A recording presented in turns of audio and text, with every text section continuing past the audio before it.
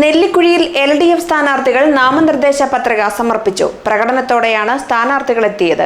LDF ചരിത്ര വിജയം നേടി മൂന്നാം തവണയും ഭരണം നേടുമെന്ന് ഗ്രാമപഞ്ചായത്ത് പ്രസിഡന്റ് PM മജീദ് പറഞ്ഞു.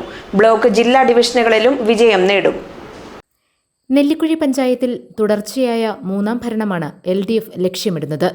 സ്ഥാനാർത്ഥികൾ പത്രികാ സമർപ്പണം നടത്തി. നേതാക്കൾക്കൊപ്പം പ്രകടനമായാണ് സ്ഥാനാർത്ഥികൾ പത്രികാ സമർപ്പണത്തിന് എത്തിയത്.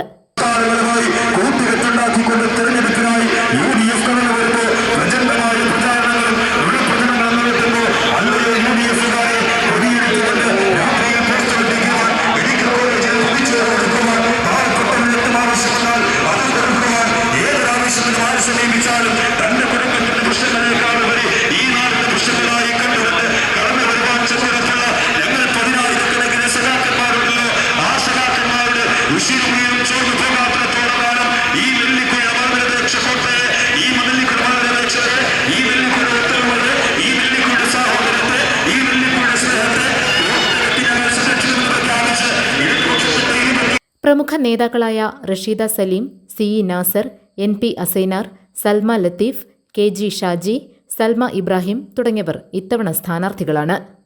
നെല്ലിക്കുഴി പഞ്ചായത്തിൽ LDF ഹാട്രിക് നേടുമെന്ന് പ്രസിഡന്റ് PM മജീദ് പറഞ്ഞു.